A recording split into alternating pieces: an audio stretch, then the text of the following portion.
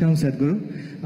I want to know that when a student steps into college, all of a sudden he or she gets access to a huge amount of pornographic material which so far was off limits for him or her. And in the process, he or she enjoys that, and as we said, he or she experiences heaven on earth. But, and we even have nicknames for those people who overdo it. They masturbate. We overdo it sometimes. So how do we know how much of that is good or bad? And so can we have the truth about masturbation?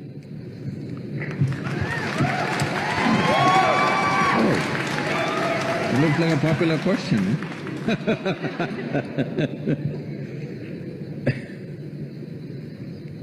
See, we have a biology, we cannot put it under the carpet, it's there.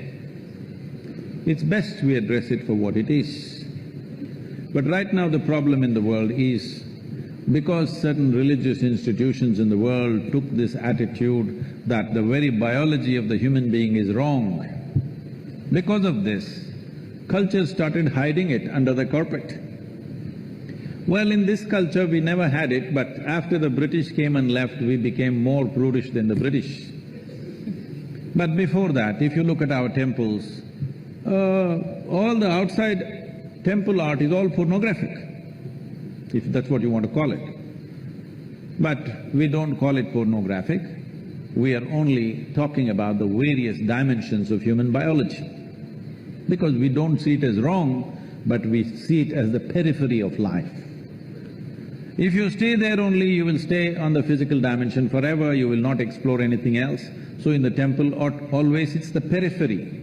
You are supposed to look at that and understand it's the periphery of life and try to make an attempt to go deeper, but at the same time not to be in denial of it. Not to glorify it or not to be in denial of it is the most important thing. But in your college, watching these things on the whatever, your internet or whatever, people tell me that somebody told me, I don't know if these percentages are correct. When I was asking, what is the content? I was trying to understand the internet and its content. What is the real content on the internet?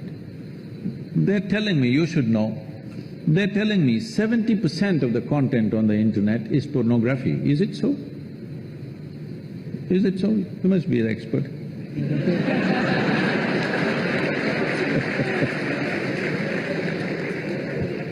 Is somebody doing PhD on it? They told me 70%. I said 70% is unreasonable and sick levels of pornography. If it occupies a small percentage, it's okay.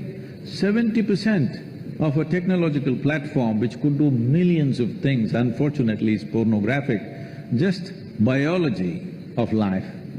It's very unfortunate because once you come as a human being, your biology is not the front end of your life. It is one part of your life. This cerebral capability came so that your intelligence becomes the front end of your life, and if you become conscious, your consciousness becomes the front end of your life. Biology is the front end of a bull. It's okay for him, that's all he knows. But biology should not be the front end of a human life. It is part of our life. We are not denying it. So, at a certain stage in your life, it's like this. A 95-year-old man went for a medical checkup with his doctor. The doctor did a thorough checkup and said, "Hey, old boy, you're doing great for 95, no problem with you." Then the old man asked, "Doctor, but what about my sex life?" Then the doctor looked at him and asked, "Thinking about it or talking about it?"